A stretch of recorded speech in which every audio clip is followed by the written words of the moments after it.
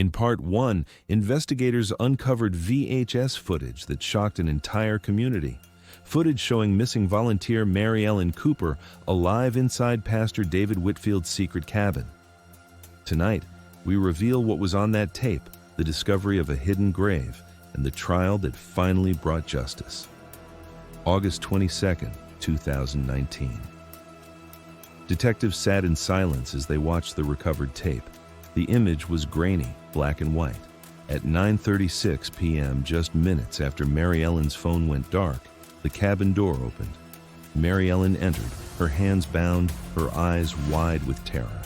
Behind her was Pastor David Whitfield. He placed her on the bed and spoke softly. Enhanced audio revealed his chilling words. God chose you for this. Don't fight it. This is His will.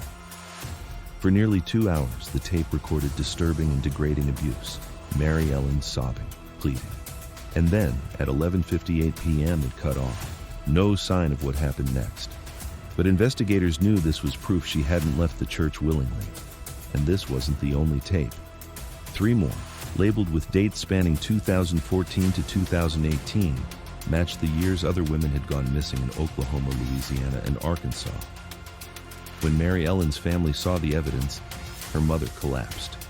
Her sister Rebecca later said, "I wanted to believe she was alive, but watching that tape, I knew He took her from us." The community fractured. Some defended him as a man of God. Others admitted they had ignored red flags.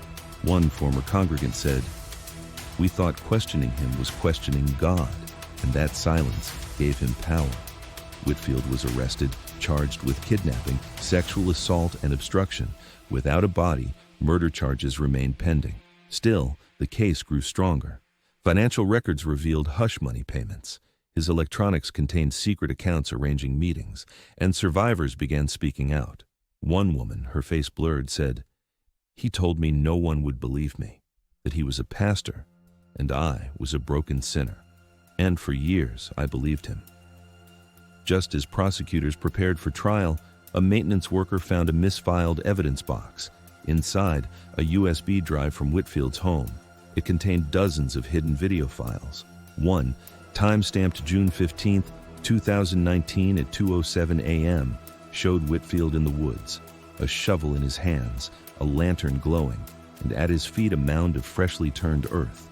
Search teams returned to the woods near Lake O' the Pines. On April 3, 2021, they found her. Buried less than 2 feet deep, wrapped in plastic, was Mary Ellen Cooper.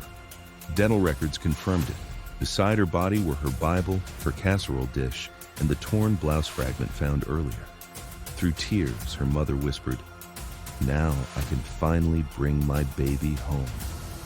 In May 2021, with her body recovered, Whitfield was charged with first-degree murder. The courtroom was packed with reporters, family, and survivors.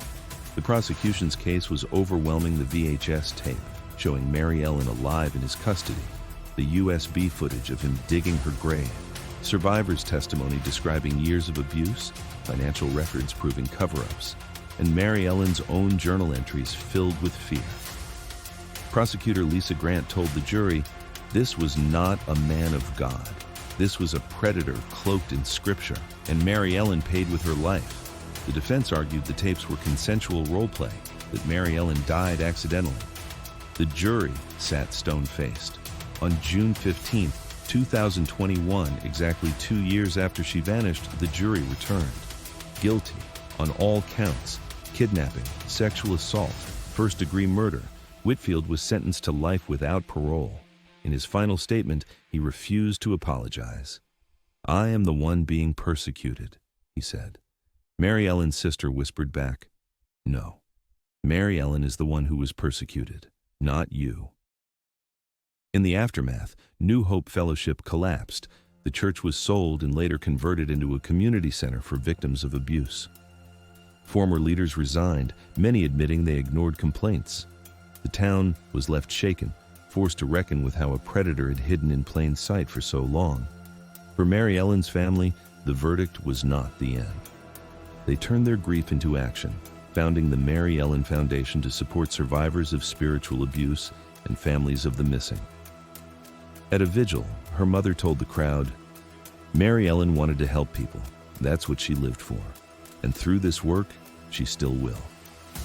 Every June, neighbors gather in Jefferson to light candles in her memory. They call it "Her Light Still Shines." Mary Ellen's story is more than a crime.